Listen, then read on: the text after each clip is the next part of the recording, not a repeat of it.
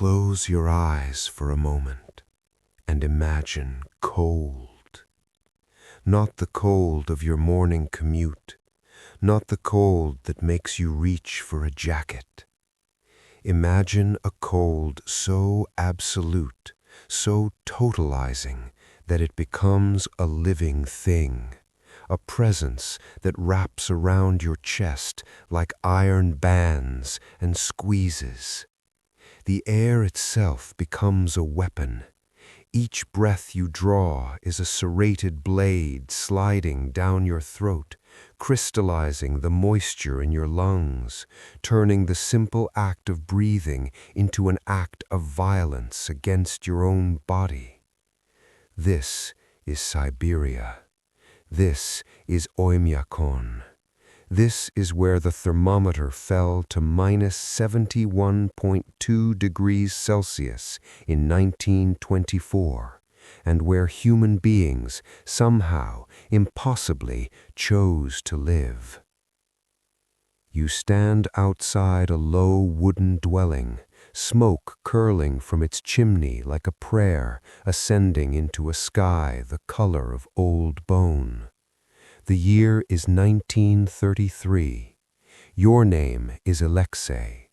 You are 45 years old, though the wind and cold have carved you into something that looks 60.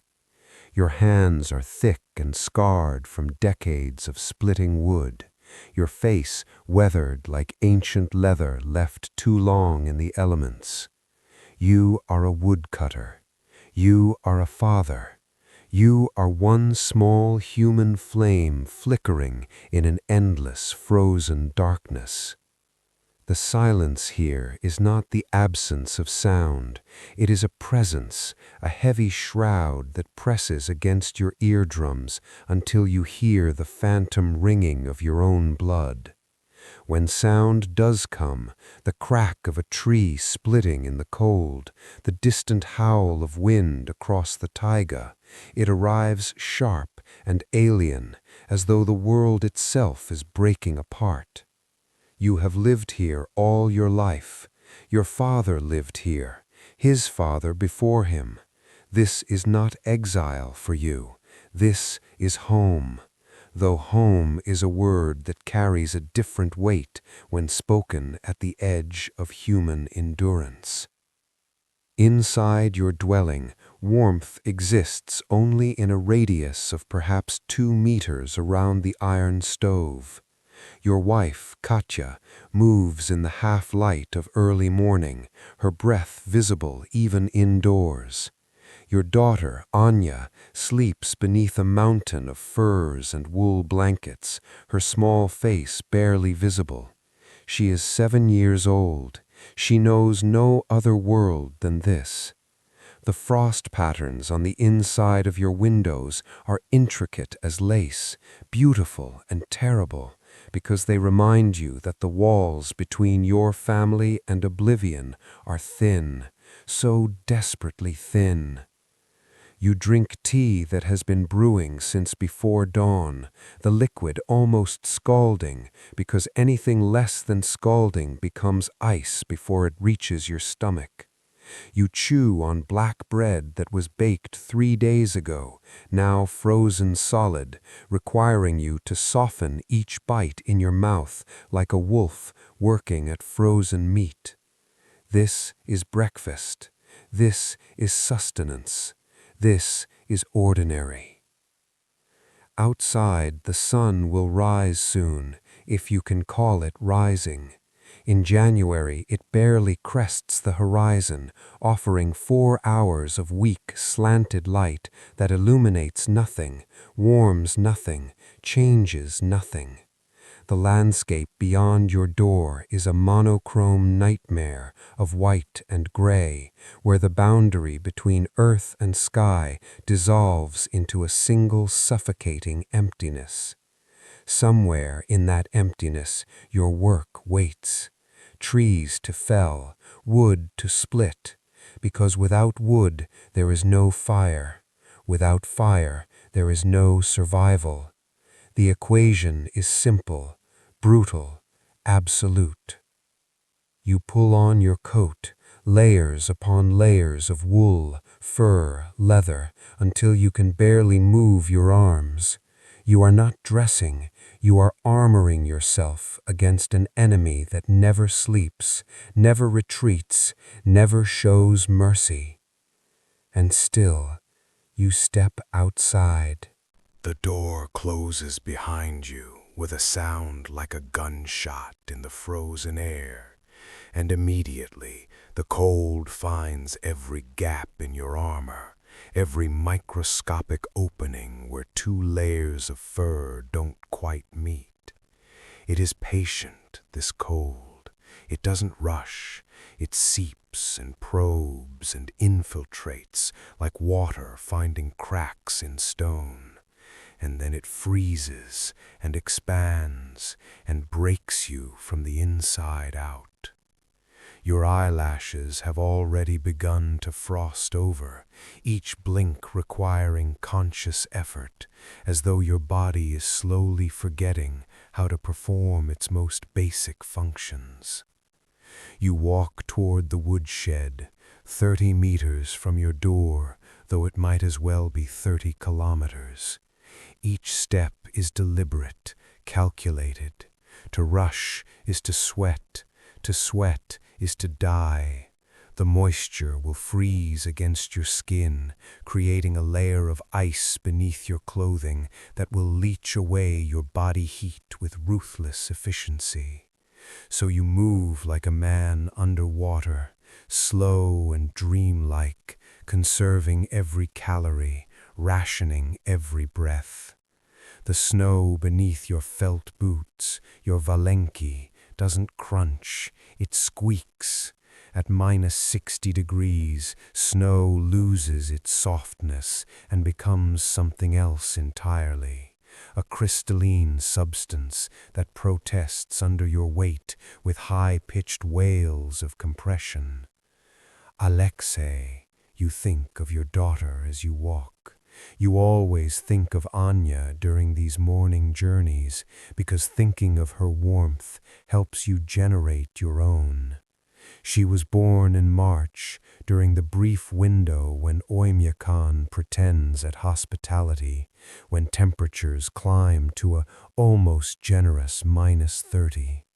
Katya labored for 14 hours while you boiled water and prayed to a god you weren't sure existed.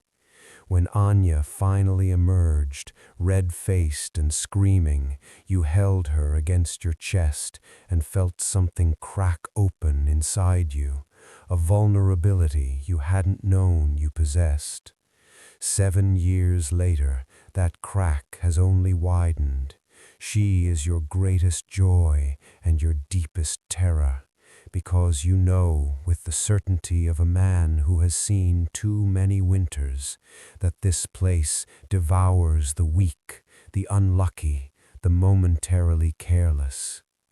The woodshed appears through the white gloom like a ghost ship emerging from fog.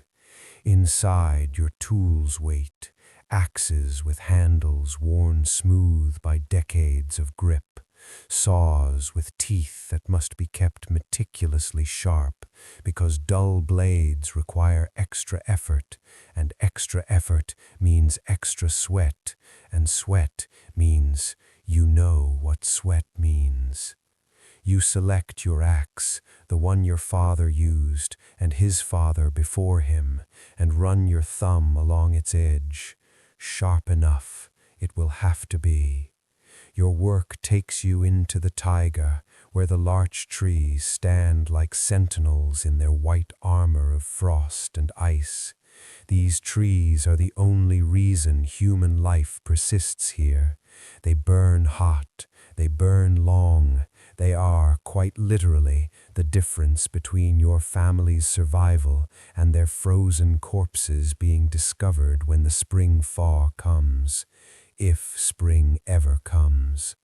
Sometimes in the depth of January you doubt it, Sometimes you wonder if the world has finally given up on warmth entirely, if the sun has decided that Siberia is too far, too cold, too unworthy of its attention. You select a tree, a dead larch, already seasoned by the cold, and position yourself. The first swing of the axe sends vibrations up your arms that rattle your teeth. The sound echoes across the endless white, swallowed almost immediately by the vastness. Swing, breathe, swing, breathe. You fall into the rhythm that has sustained your people for generations. This is not romantic. This is not noble. This is simply what must be done. The tree falls with a groan that sounds almost human, sending up a plume of ice crystals that catch the weak light like diamonds scattering across a grave. By midday, though the sun's position barely shifts, you have felled 3 trees and begun the work of delimbing and sectioning. Your hands ache inside their mittens. Your back screams with each bend. You are 45 years old, and your body feels ancient, because here, in this place where the earth itself seems to reject human presence, every year counts as 3. And still, you swing the axe, because inside that small wooden dwelling, Anya waits for warmth. You are dragging the 3rd section of timber back toward the woodshed when you notice it, the change. It's subtle at first, barely perceptible, but you have lived long enough in this landscape to read its moods the way other men read newspapers. The wind, which has been merely constant all morning, shifts, not in direction, in character. It begins to howl with a new voice, a deeper register that resonates in your chest cavity like the low note of some vast and terrible instrument. The sky, already the color of tarnished silver, darkens further. Not with clouds. There are no clouds at this temperature.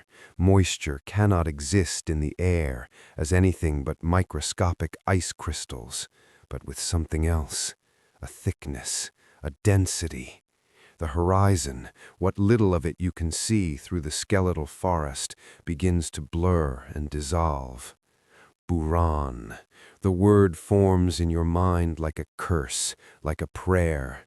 The Siberian blizzard, the white death, the phenomenon that has claimed more lives than you can count, that has swallowed entire villages and convoys and left nothing but silence in its wake. You have survived 3 Burans in your life.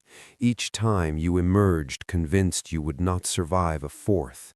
And now you are 200 meters from your home, laden with timber, and the sky is turning to iron above you. You drop everything, the wood, the tools, everything except the axe, because without it you cannot cut your way back into the woodshed if the door freezes shut. You begin to move, faster now, violating your own rule about sweat, because sweat is a concern for tomorrow, and tomorrow only matters if you survive the next hour. The wind intensifies with shocking speed, going from howl to shriek in the space of heartbeats. The snow, previously settled on the ground in a stable layer, begins to lift and swirl, transforming the world into a churning white chaos where up and down lose all meaning. Visibility collapses. 10 meters becomes 5, 5 becomes 2. You know these paths, Alexei. You know every tree, every depression, every stone buried beneath the snow. You have walked this route 10,000 times, but the Buran cares nothing of your familiarity. It erases landmarks. It turns the known world into an alien landscape, where your own home, 30 meters away, might as well be on another planet. The temperature, already inhuman, plummets further as the wind strips away the thin layer of warm air your body desperately tries to maintain. -60 becomes -70 with the wind chill factored in. At this temperature, exposed skin freezes in under 2 minutes. Frostbite becomes gangrene. Gangrene becomes amputation or death. You stumble, your boot catching on a buried root, and fall forward into the snow. For a moment, just a moment, you consider staying down. The cold has a strange mercy in its final stages. They say it becomes warm. They say you simply fall asleep and dream of summer fields and your mother's kitchen and all the warmth you've ever known concentrated into one perfect final moment. Your father told you this before he died. He met men who had been pulled back from the edge, men who had been found frozen but not quite dead, and they all spoke of the warmth, the peace, the gentle seduction of surrender. But Anya's face appears in your mind, not as memory, but as hallucination, vivid and immediate. She is looking at you with those dark eyes, her mother's eyes, and she is asking you a question she asked 3 days ago. "Papa, why do we live here? Why don't we live somewhere warm?" And you gave her the answer your father gave you, the answer that means nothing and everything. Because this is where we are from, because this is who we are. You push yourself up. Your hands are numb inside their mittens. You cannot feel your fingers, cannot feel the axe handle. You are holding it through memory and will alone. The wind screams, the world is white static, but you move forward, counting steps, navigating by instinct and desperation. 15 steps, 20. You should have reached the woodshed by now. Have you veered off course? Are you walking away from safety instead of toward it? In a buran, men have frozen to death 10 meters from their own front doors, circling in the white blindness until their bodies simply stopped. 30 steps, 35. Your lungs burn with each breath of air so cold it feels like inhaling broken glass. And then, contact. Your outstretched hand strikes wood. The woodshed. You have found it. You fumble along its wall, finding the door, forcing it open against the wind's resistance, stumbling inside into darkness that feels impossibly like salvation. Inside the woodshed, the wind's scream becomes muffled, distant, as though you have descended into a tomb and the world of the living continues somewhere far above. You collapse against the stacked timber, your entire body shaking with tremors you cannot control. This is not cold anymore. This is something that has moved beyond physical sensation into a realm of pure nerve response, your body convulsing in protest against conditions it was never designed to endure. You cannot feel your feet. Your hands are distant objects that belong to someone else. You try to flex your fingers, and nothing happens. Or maybe something happens, and you simply cannot perceive it through the numbness. But you are not safe. You know this with a clarity that cuts through the fog of cold-induced confusion. The woodshed offers shelter from the wind, but it has no stove, no fire, no source of heat. Your core temperature is already dropping. You can feel it in the way your thoughts begin to slow and scatter, in the way simple calculations, how far to the house, how long you've been exposed, become impossible mathematics. The house is 30 meters away, 30 meters through a buran that has transformed your familiar yard into a white abyss where direction is meaningless and every step might be your last. You think of Katya. You think of how she will wait by the window, watching for your return, her anxiety increasing with each passing minute. You think of how she will eventually bundle herself in every layer she owns and come looking for you, because that is what you would do for her, because that is what love means in this place, where love is measured not in words, but in the willingness to freeze for another person. And if she comes out into this, if she leaves Anya alone by the stove and ventures into the barran to search for you, then you will have killed her as surely as if you had put your own hands around her throat.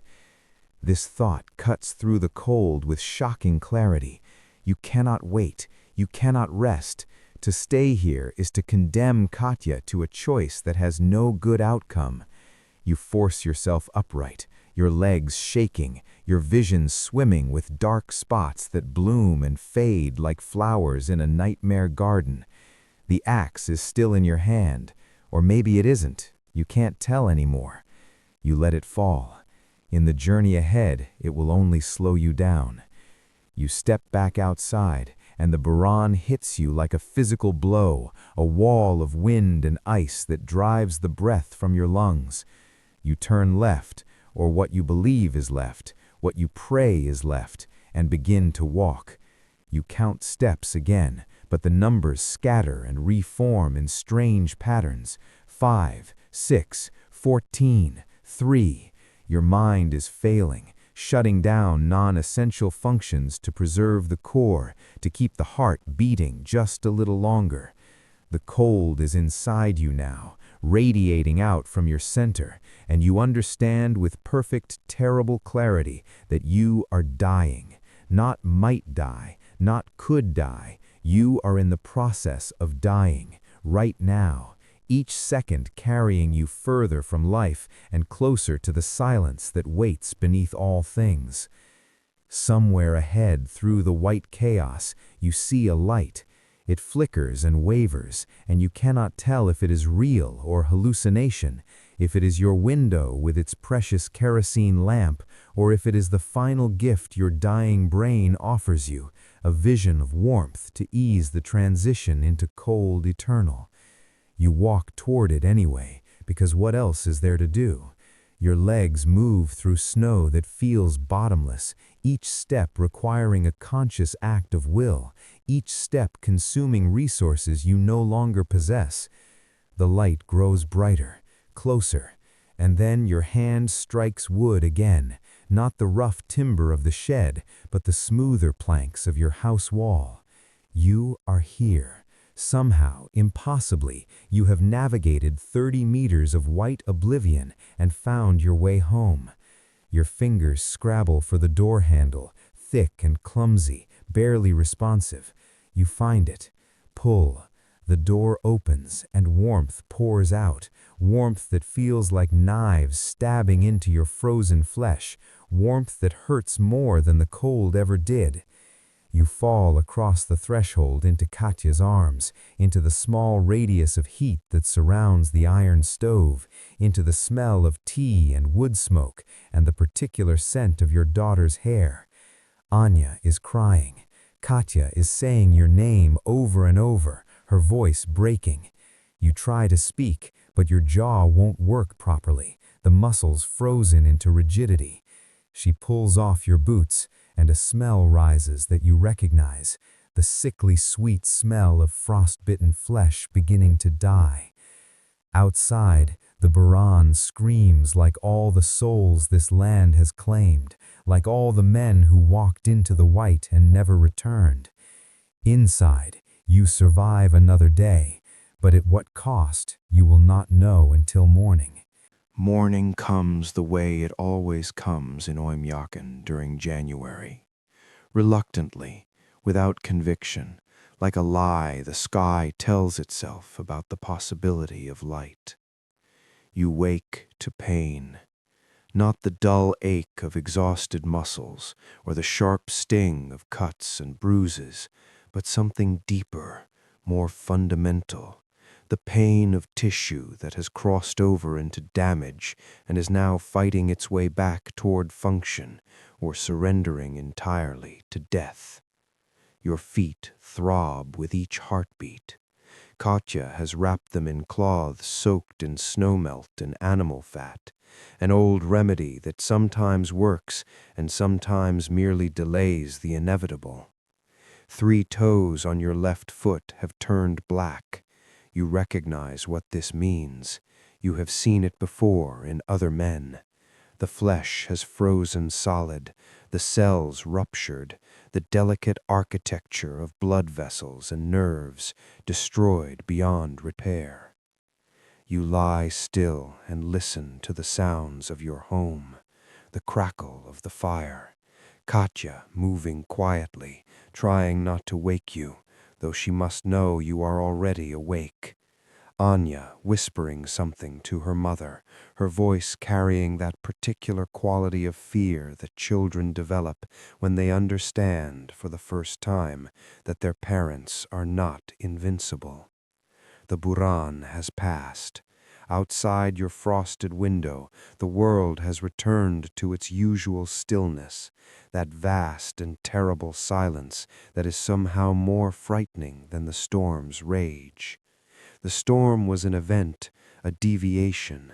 The silence is the norm. The silence is what you must live with every day, every hour, every frozen breath. What does it mean to survive in a place like this, Alexei? What does it mean when survival costs you pieces of yourself, literal pieces carved away by cold and chance and the simple act of doing what must be done? You will lose those toes, perhaps more. Perhaps, if infection sets in, despite Katya's ministrations, the entire foot. And if you lose the foot, how will you cut wood? How will you provide? The equation that governs life here allows for no weakness, no compromise. You must be whole or you must be dead. There is very little space between those 2 states for anything else. But you are not thinking about yourself anymore. You are thinking about all the others, all the thousands and thousands who have lived and died in places like this, in Verkhoyansk and Yakutsk, and the countless unnamed villages scattered across Siberia's frozen expanse. You are thinking about the Gulag prisoners who were sent here as punishment, who arrived in summer and thought perhaps it would not be so terrible, and then experienced their first winter and understood that they had been sent not to a prison, but to an execution chamber that simply took its time. You are thinking about the indigenous Yakut and Evenk peoples who learned to survive here long before Russians arrived, who developed technologies and knowledge systems so sophisticated that they could wrest life from a landscape that seems designed to forbid it. You are thinking about what it means to be human in a place that appears to have no use for humans, where every day is a negotiation with extinction, where the margin between life and death can be measured in degrees of temperature, in minutes of exposure, in the thickness of a wool sock or the quality of a fire. There is something in this, not noble. You are too exhausted and in too much pain for such grand words, but something essential, something that speaks to what people become when everything is stripped away except the absolute fundamentals: warmth, shelter, food, family, the basic animal determination to see tomorrow. Katya brings you tea and you sit up slowly, accepting the cup with hands that shake. She doesn't ask about your feet. She knows. You don't ask about the wood supply. She knows you know it's running low, that tomorrow or the day after you will have to rise and go back out into the cold, damaged or not, because the alternative is unthinkable. Anya climbs onto the bed beside you and nestles against your side, her warmth more precious than any fire. She asks no questions. At 7 years old, she already understands more about suffering than most people learn in a lifetime. This is the truth that no one tells you about extreme survival, about life at the edge of human tolerance. It is not dramatic. It is not a story with clear heroes and villains and a satisfying conclusion. It is simply endurance, compounded over time. Day after day after day of doing what must be done, of pushing beyond what seems possible, of accepting losses and continuing anyway, because stopping means dying, and dying means failing the people you depend on. Outside, the thermometer reads -68 degrees. The sun makes its brief appearance, offering nothing but light without warmth, a reminder of what exists somewhere else, in some other world where cold is merely uncomfortable rather than lethal. You sip your tea and feel it burn down your throat, feel it pool in your stomach like a small sun, temporary and insufficient, but yours nonetheless. You would not survive a single day as a citizen in Siberia under the harshest winter on Earth, but Alexei did, and Katya, and Anya, and thousands like them, whose names history never recorded, whose struggles left no monument except in the genetic memory of their descendants. They survived not because they were stronger or braver or more deserving than you, but because they had no choice, because this was their home, because this was their life, because sometimes survival is not a choice you make, but simply what happens when you refuse to stop, when you keep breathing, keep moving, keep tending the fire, even as the world around you transforms into a frozen hell that should not, cannot permit human existence. And yet, here you are, here they were, here impossibly, stubbornly, desperately, alive.